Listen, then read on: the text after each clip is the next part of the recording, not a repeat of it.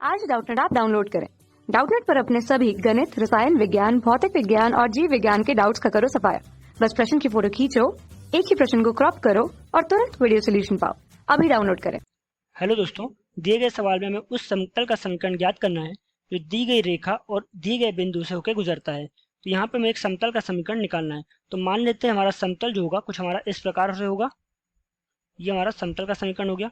अब कह रहा है कि इस समतल में जो हमारी एक रेखा हमारी जा रही है, इस रेखा का समीकरण हमको दिया हुआ है। तो ये हमारी रेखा हो गई और बोला है कोई हमारा बिंदु भी स्थित है। ये हमारा बिंदु है 0,6,0।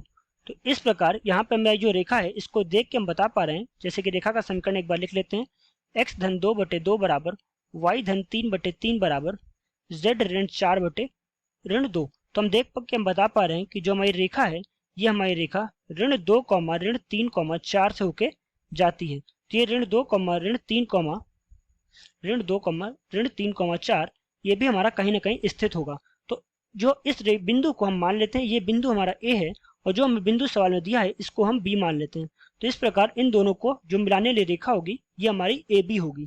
तो इस प्रकार हम देख पा रहे हैं कि ए बी रेखा का जो हमारा दिग अनुपात है वो हम निकाल सकते हैं और जो हमें दी गई रेखा है इसके दिग अनुपात हमको पहले से दिए हुए हैं 2, 3, ऋण 2।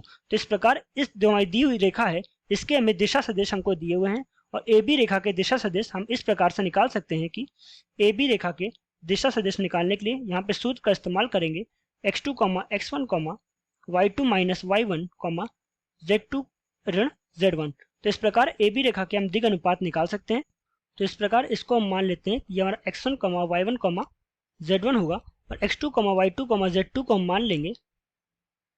x2, y2, z2 के मान को इसको हम मान सकते हैं ये हमारा 0,6,0 हो जाएगा। तो इस प्रकार ए बी रेखा के जो हमारे दिग अनुपात आएंगे, ए बी रेखा के दिग अनुपात ये हमारे हो जाएंगे 2, 9, ऋण 4। ये हमारे ए बी रेखा के दिग अनुपात आ गए। अब जैसा कि हम देख पा रहे हैं कि ए बी रेखा के हमारे दिग अनुपात आ गए और जो हमें दी हुई रेखा है उसके दिग अनुपात हमको पहले से दिए हुए हैं। तो इन दोनों ही रेखाओं के जो हमारा सदिश गुणन होगा, ये सदिश गुणन हमारा कुछ इस प्रकार से जाएगा और जो हमारा समतल का सदिश गुणन होगा और ये हमारा क्योंकि हमारा इन दोनों के साथ ये हमारा 90 अंश का कोण बना रहा है, यानी कि ए बी रेखा के साथ और जो हमारी दी हुई रेखा है।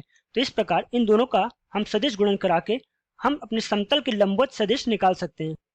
तो यहाँ पर हम दी हुई रेखा के हम सदिश गुणन करा रहे हैं ए बी रेखा के साथ। यहाँ पे सारणी विधि से दोनों का सदिश गुणन करा देंगे। आई जे के एल का हम मान रखेंगे। तो एल का जो हमारा मान है ये हमको सवाल में दिया हुआ है 2, 3, ऋण 2 और हमने ए बी रेखा के निकाले हैं 2, 9, ऋण 4। इसको हमें हल कर देना है। इसको जब हम हल करेंगे तो यहाँ पे जो हमारा मान आएगा तो हमारा आएगा आई कैप ऋण 12 धन 18 ऋण जे कैप ऋण 8 धन 4 धन के 18 ऋण 6।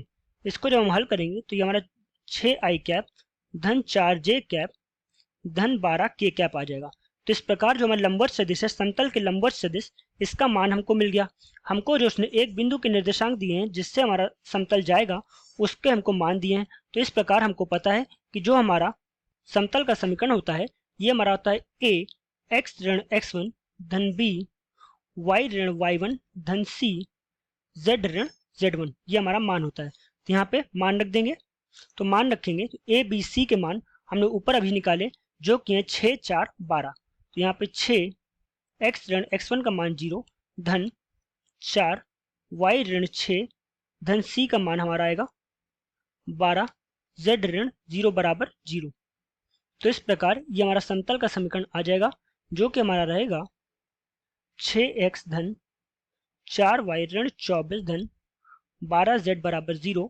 इसको हम हल करेंगे तो ये हमारा आ जाएगा 6x धन 4y धन 12z बराबर 24। 2 से भाग कर देंगे तो ये हमारा आएगा 3x धन 2y धन 6z बराबर 12। यही हमारा क्या होगा, समतल का समीकरण, और यही हमारा उत्तर होगा। धन्यवाद। कक्षा 6 से 12वीं से लेकर नीट, IIT, JEE वो एडवांस के लेवल तक 1 करोड़ से ज्यादा छात्रों का भरोसा। आज ही डाउनलोड करें डाउटनेट ऐप या व्हाट्सएप करें अपने सारे डाउट्स 8400 400 400 पर।